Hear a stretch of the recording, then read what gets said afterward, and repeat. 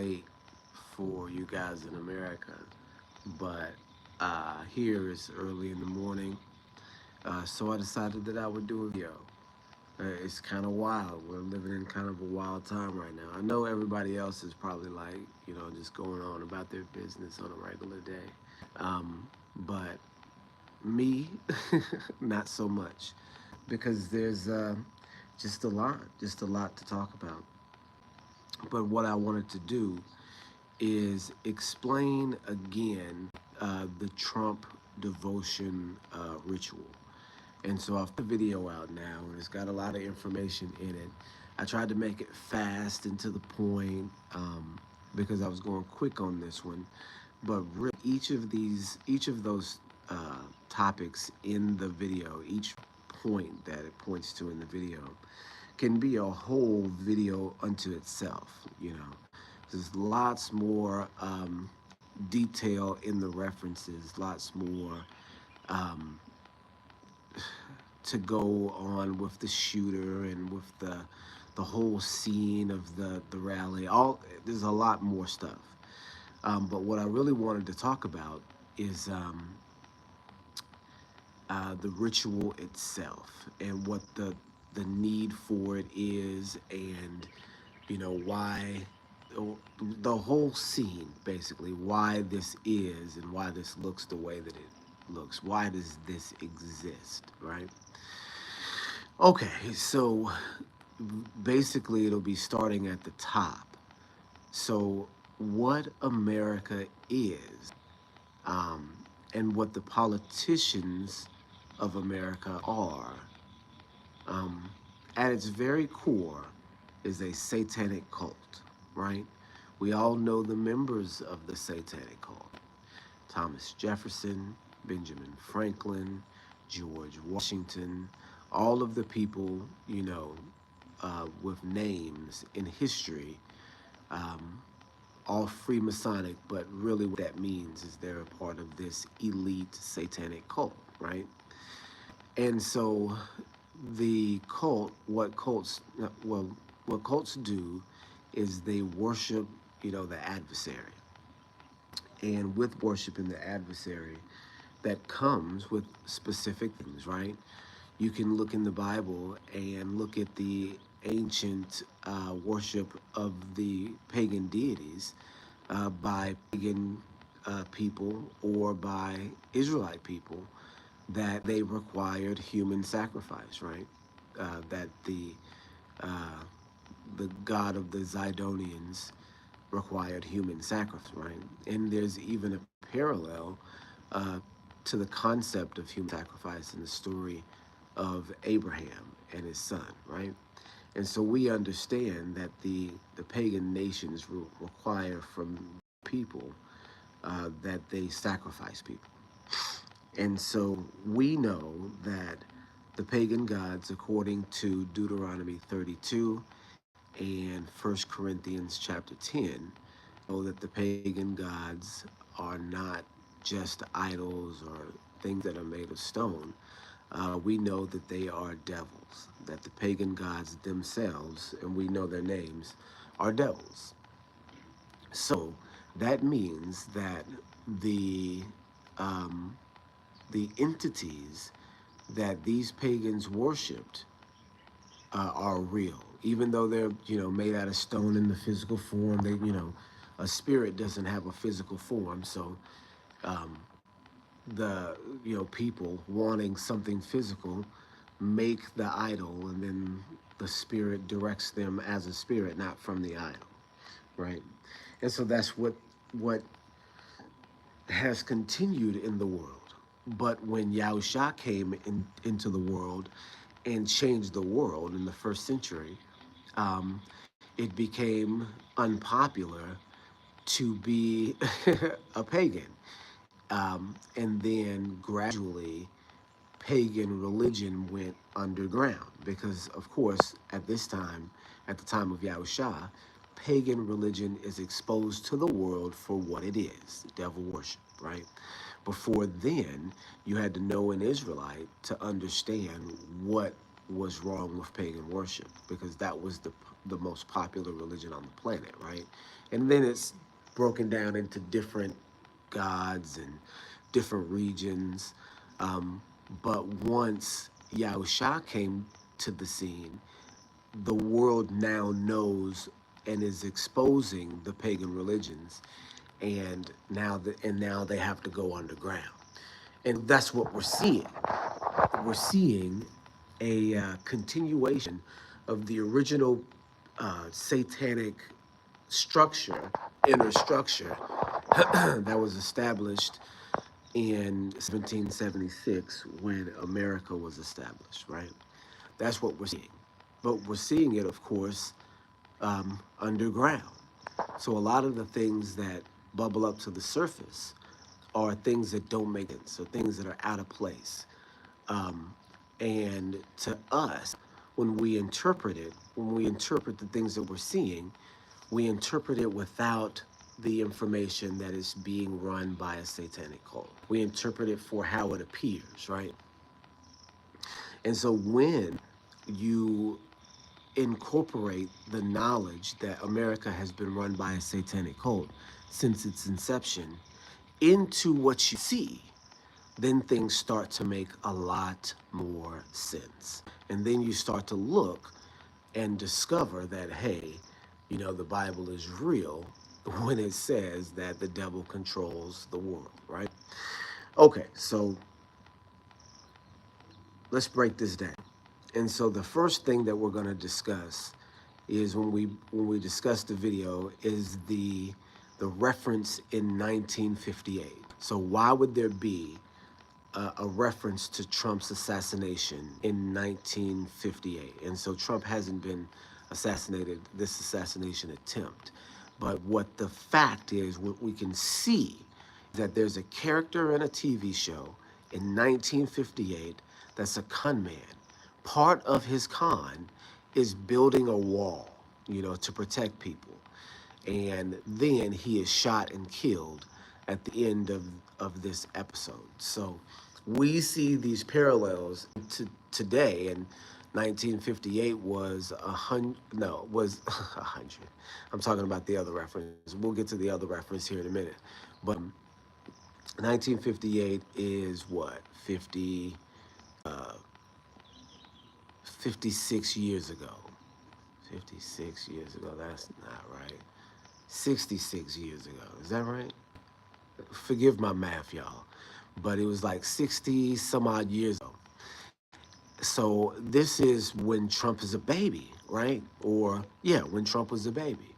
So how are they able to predict the situation in all these years later? Because it was a plan. Because this coming to fruition was a plan. And so now talk about the earlier reference to Trump in 1896. Now you're talking about a prophecy that's 130 years old, right? Very near. Um, and so how then do you do that? Well, if you're following a plan that involves people and involves families, and these families are unknown to the world at large, but are very well known to a very small group of people that are making this plan for the end of the world, or for the end, or for the changing of the world, then you're able to, you know, um, telegraph that concept to the people who are around you and to the generations to come in the future. And that can be used as a tool to strengthen your resolve in making this thing happen. Do you see what I'm saying? So, what this means is that the plan to install Trump as king in America um, has been started about 130 years ago. This is when the plan was started, 138 years ago. This is the earliest reference that we can go back. And so what it looks like is that this satanic cult, for some reason, which we can discuss later, um, plan on one family being designated to one day in the near future install a leader that is to to take the country that they're in and take it into a new phase, right? And so at that time, the plan was um, fabricated. They wrote it down 130 years ago, and then they started to go and enact it. And so this is how the satanic cult in America works. If we know that in 1776 all the signers of the Declaration of Independence were in the same secret society Freemason, we then know that Freemason title is really a cover for a satanic cult. We know that Benjamin Franklin was in a group called Hellfire Club. We know that that's a satanic cult, an underground satanic cult in England or in France. We know that for a fact that Benjamin Franklin was a Satanist. And then so that means that everybody in his circle that he, did politics with and was, some sort of revolutionary with, we have to know that the reason why we think of him in this light is because that same satanic cult is still popular. Do you see what I'm saying? And so this tells you that not even in 1896, when the Trump book comes out, has this plan been planned, but way further than that. But Trump part of it comes when they actually write the plan down, right? In the late 1800s. So it starts there. Then it continues forward as this generation of Trump gives birth to the next, and the next generation of Trumps gives birth to the next. This future generation will always have the plan, the series of books to look back on and remember that this is their plan, right? Remember, this is a satanic cult. So in order to compete with biblical understanding, you have to also have your holy books, right? And so as the cult develops, it writes its own scripture. Do you see what I'm saying? That it itself can try like it has uh, to make happen, to make come into fruition. And that's why you see in these eras the continued reference to people in the future that they know that they're going to put in specific situations in order to succeed, right? So what we then have, the next part of the breakdown really has to come into, okay, so why the weird situation around it, right? What's up with the shooter? Why are they saying that this shooter, you know, was seen way before do you see what I'm saying? Seen way before the shots. What's up with the shooter? He's a 20-year-old Republican, right? Why would this Trump supporting 20-year-old try to kill Trump, right? And so this is what you're looking at. It only makes sense as a ritual. In any other context, it doesn't make sense. It only makes sense as a ritual, as a satanic ritual being hoisted on the public for the purpose of devotion to Trump, right? And so here's the reason for the intelligent, the lone wolf assassin. So in satanic rituals, they need an innocent person. So I'm not the one to go and research Satanism, right? That's not what I do. It's not what, I recommend anybody do. But in the research, when you come across what it is that you're up against, you see the things that they copy, right? And one of the things that they copy is the concept of the virgin sacrifice or the concept of the sinless sacrifice, right? And the highest form of sacrifice, to the one that mimics the salvation of the world, which is Messiah, the one that mimics that the most is an innocent person killed for the concept. Do you see what I'm saying? As a mockery of the and shalom, Aki, whoever's on, I believe I know who's on, but shalom, shalom. Um, but a mockery of the system that Yah put in place. So this is why you see the shooter being this person who is really seemingly innocent in the entire situation. He's 20 years old. He's a Trump supporter already, so he believes and he's drank the Kool-Aid already. It appears as if he's a sacrifice for the cause, right? Isn't that the only thing that makes sense?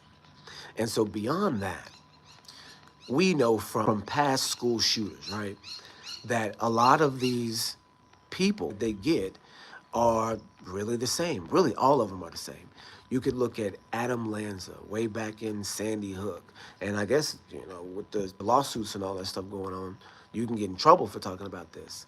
But Adam Lanza did not have an internet footprint, right? Not at all. And even back in the day, this was, uh, um, the internet was a little bit less intrusive. Do you see what I'm saying? Some people didn't have, but this was a kid. The kids back in this time had social media, had a Facebook, had something. And then all the kids in his class had Facebooks. Not him, right? He had no internet footprint, not at all. The school didn't have an internet footprint. Sandy Hook Elementary School didn't have an internet footprint during the time of the shooting.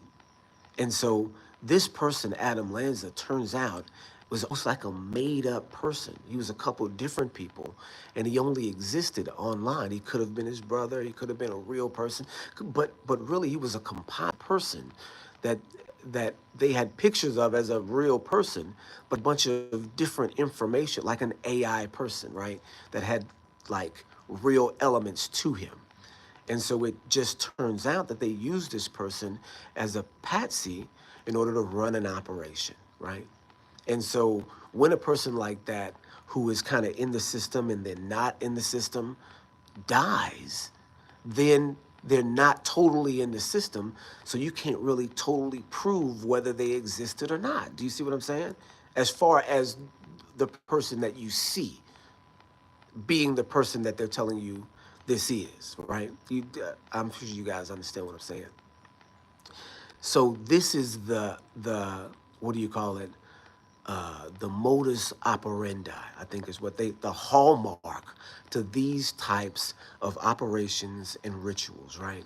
So, see, the lone wolf, no internet footprint um, style of lone gunmen, you have to look at each one of these going back to know that they're all rituals and they all have a purpose, right? So what what that means is that this person was an offering in the ritual. That's why he had to die in it, because he was an offering. He was a part of ritual itself. And if you go back and you look at who his parents are, they're both behavioral counselors. And what that screams already is MK Ultra, meaning that this person was more than likely always experimented on through their entire lives. And here's the crazy part. I know somebody, and I've been doing this research for a little while, and so I'm familiar with MK Ultra. I'm familiar with all the government experiments in mind control, and how they use these mind control people to walk into situations where they can form an operation around that person, and then that person, responding like a robot on cue after being hypnotized, basically, will just fall into the situation as a patsy, right? So if you've identified a person who is easily hypnotized, and then you have an operation that you want to accomplish without getting caught, um, and there's actually documented evidence that this is what they do. There was a quote from a psychologist, and you guys can take these quotes how you want, but there was a quote from a psychologist in the 70s that would take 6 months to create a hypnotized patsy, but it takes about 9 months to 12 months to create a hypnotized killer. So creating the hypnotized patsy was easier than creating the killer, right? And so that's what you're seeing is people who are able to be hypnotized into walking into a situation, carrying whatever they need to do, doing whatever they need to do, going through the motions of doing something, and then the sniper teams surrounding that person, and then actually doing the thing that later the person is going to be accused of. That's what you're seeing every single time. And then the person being, killed in the situation is used as the offering for the public sacrifice. Do you see what I'm saying? And then all of these elements come into play for the ritual to work because once blood is shed for a purpose or for a concept, it's more deeply felt. You're not going to automatically assume it was a setup if people died in it, which makes the setup more powerful for people not expecting a person to go that far. And I mean, it sounds crazy, but have you guys heard of Amanda Seals? I had never really, I've, only, peripherally heard of Amanda Seals because I know that she's some sort of activist online and I don't really know a whole lot about her. But I'll be doggone if she didn't say the exact same thing that I just said outside of the ritual context. What she says, and I've seen it online just, a little while ago, actually. What she said is this appears to be some sort of psychological operation in order to make Trump look heroic. And then what she goes on to say is, I don't think it's past him to to to sacrifice a life or two for that cause. Same thing, just outside of the ritual scenario. You see what I'm saying? If you know these people are in a satanic cult, then you have to understand that whatever they're doing is symbolic. And it must be very important because they've telegraphed it from a very distant place, from 130 years ago. And they're trying like hell to make this thing work. And you can see all of the different elements popping up. And if you don't know context, it's going to confuse the crap out of you. So is it, you know, is it they're trying to kill Trump? Is it the Secret Service that's colluding with some outside force to kill Trump because he's telling too much of the truth? No. Is it Biden? Did Biden, because people are seeing the conspiracy and trying to figure out where it's coming from in the narrative, within the narrative, leaving out the fact that they're all in the cult together, and you know that they're all in the cult together. Since people are so willing to follow the believed, you know, spectrum of the media, they're putting whatever conspiracy they can spin within this little bubble, within that narrative. No, you've got to add all the elements. If everybody's a Freemason, that means it's a cult. If if the Freemasons contain Satanism in their doctrine, it means it's Satanism. If the Saints are all working together for a goal, why isn't this part of the goal? Do you see what I'm saying? If you're looking at, if you see a movie about a person who was brainwashed to shoot somebody else, which is what the Manchurian Candidate was in 1955, why not believe, if you see that the CIA and all other sorts of government agencies working in real life towards that goal, that there was actually a unit that was established to figure out whether a mind controlled a person can exist. They find it. I mean, all this is public information. They find out that it's true. You see what I'm saying? They make a movie about it. They make continual movies about it. Then they say, oh, okay, well, it doesn't exist. And then you see all these people with no motives committing these crimes. This is that technology implemented into society seamlessly. Do you see what I'm saying? This is that technology implemented into society. This is why none of the school shooters have any real motives. You see what I mean? This is why you see people um, that appear to be in the psychological community surrounding the school shooters, right? The Batman shooter was a student at this, uh, uh, what is it, a behavioral studies, right? In some, and at the university, in some, back corner of the psychology lab, he's the intern. Do you see what I'm saying? And with all the symbology that's surrounding it, it can't be anything but what it is, what you see it to be. Okay, you guys, I guess that's all I got. I really wanted to explain the context of the video because people don't understand that you're witnessing a satanic ritual. I mean, you can just get led in many, many far-flung directions, but there's a direction that you should be looking at. And, hallelujah for being able to see these things because I'll tell you, if I feel like I would, by seeing some of the ridiculous things that I'm seeing now, that it would just pop me into reality. But you never know. You never know where you can go if you don't have that right spirit leading you in the right direction. Okay, you guys. Shalom, shalom.